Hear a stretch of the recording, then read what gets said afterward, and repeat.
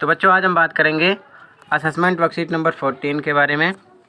Subject social science class 9th, जो कि आपको 8 फरवरी को प्रोवाइड किया जाएगा। ये आपका 20 मार्क्स का टेस्ट है। और इससे पहले अगर आपने साइंस का टेस्ट नहीं किया असेसमेंट 14, तो कमेंट बॉक्स में मैंने लिंक पेस्ट किया, ओपन करके एक साथ देख सकते हो, ठीक है ना।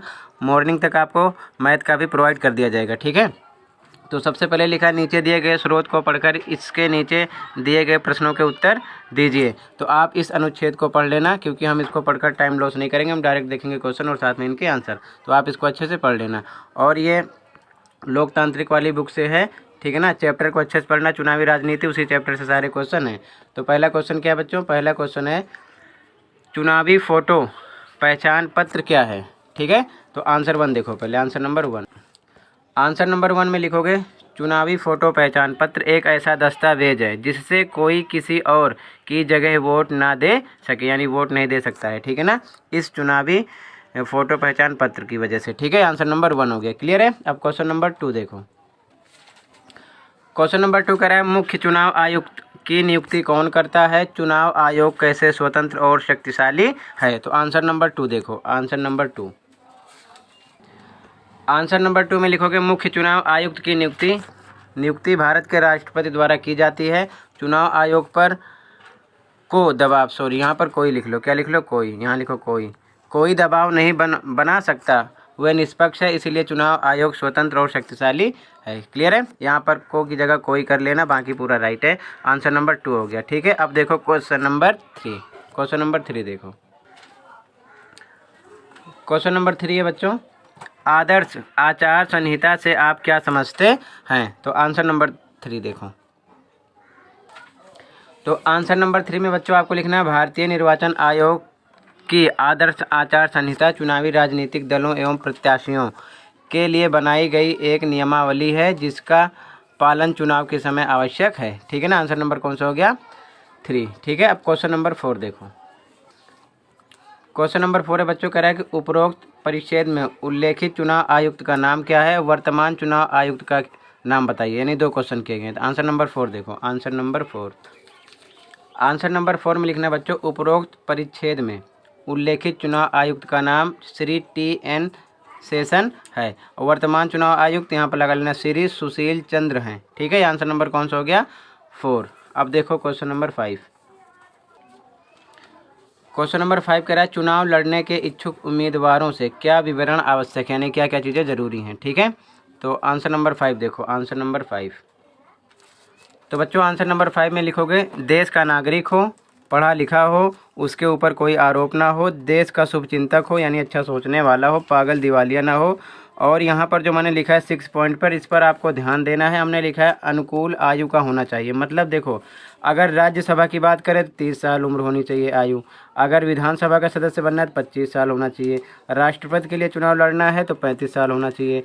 अगर मान लो निकाय चुनाव लड़ रहा है तो 21 साल होना चाहिए। मतलब कि अलग अलग एज का बाउंडेशन यहाँ पर है। तो मैंने इसलिए अनुकूल आयु लिखा, क्योंकि उन्होंने ये नहीं बताया कि राज्यसभा का चुनाव के लिए, कि विधानसभा की, कि राष्ट्रपति की, निकाय चुनाव के लिए, ठीक है।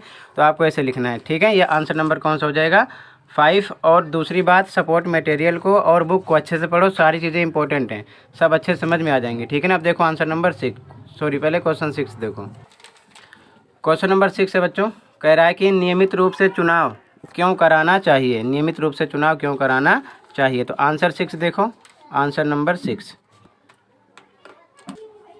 तो बच्चों आंसर नंबर 6 में लिखना नियमित रूप से चुनाव करवाना इसीलिए ज़रूरी है। नंबर 1 ध्यान से देखो, पहला पॉइंट लिखो लोकतंत्र बनाए रखने के लिए, तो इसके अंतर्गत थोड़ा लिख दो लोकतंत्र लोगों का तंत्र है, इसीलिए हर 5 साल में चुनाव जरूरी है, ठीक है ना। उसके बाद में सेकंड पॉइंट यहाँ पर लिखोगे, सेकंड पॉइंट में लिखोगे जनमत बनाए रखने के लिए, हेडिंग हो गई। नियमित चुनाव जनता को मौका प्रदान करता है उन्हें अपना प्रतिनिधित्व बनाने में या चुनने में।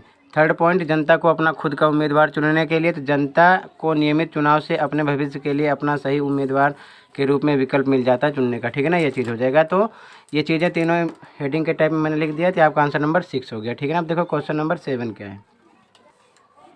क्वेश्चन नंबर 7 है बच्चों, कह रहा है कि विधानसभाओं में सीटों का आरक्षण का प्रावधान क्यों है, ठीक है ना। तो आंसर 7 देखो, आंसर नंबर 7। आंसर नंबर 7 में लिखोगे विधानसभा में सीटों के आरक्षण का प्रावधान इसीलिए है जिससे अनुसूचित जाति और जनजाति के सदस्यों को भी चुनाव प्रक्रिया में मौका मिले और अधिक साधन संपन्न प्रतिनिधियों के खिलाफ भी अपना अच्छा प्रदर्शन कर सकें, ठीक है ना, इसलिए अलग अलग आरक्षण है, ठीक है। आंसर नंबर 7 हो गया। अगला क्वेश्चन नंबर 8 है, भारत में स्वतंत्र और निष्पक्ष चुनाव के लिए क्या चुनौतियाँ हैं। इंपॉर्टेंट क्वेश्चन है। आंसर नंबर 8 देखो, आंसर नंबर 8 में हेडिंग डालो चुनौतियाँ, या पूरा लिख सकते हो। नंबर पहला पॉइंट, ज़्यादा पैसे वाले उम्मीदवारों को पार्टियों द्वारा गलत तरीका अपनाने पर रोकथाम की चुनौती। दूसरा, आपराधिक पृष्ठभूमि और संबंधों वाले उम्मीदवार पर लगाम कसने की चुनौती। तीसरा, पारिवारिक संबंधों और बुनियाद पर टिकट न देने की चुनौती, ठीक है। ये 4 पॉइंट हो गए, 3 पॉइंट हो गए। चौथा पॉइंट, छोटे दलों और निर्दलीय उम्मीदवारों की परेशानी को निपटाने की चुनौती, ठीक है। तो आंसर नंबर कौन सा हो जाएगा आपका, आंसर नंबर हो जाएगा ये 8, ठीक है। इसे स्क्रीनशॉट ले लो और लिख लो, ठीक है। आगे, स्वतंत्र और निष्पक्ष चुनाव कराने में चुनाव आयोग की भूमिका की व्याख्या कीजिए या करें, ठीक है ना। आंसर नंबर 9 और लास्ट है। तो आंसर नंबर 9 5 नंबर का है, ठीक है। देखो आंसर नंबर 9 कैसे लिखोगे।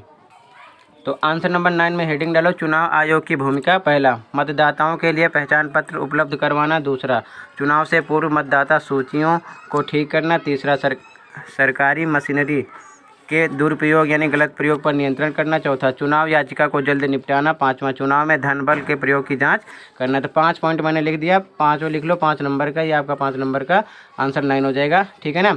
और इसी के साथ आपकी ये असेसमेंट कंप्लीट हुई। कल मॉर्निंग में लाइव मैथ की वीडियो अपलोड करूंगा, ठीक है ना, असेसमेंट की। तो चैनल पर सब्सक्राइब कर सकते हो ताकि आपको नोटिफिकेशन मिल जाए। मिलते हैं नेक्स्ट वीडियो में। Thank you for watching this video and take care.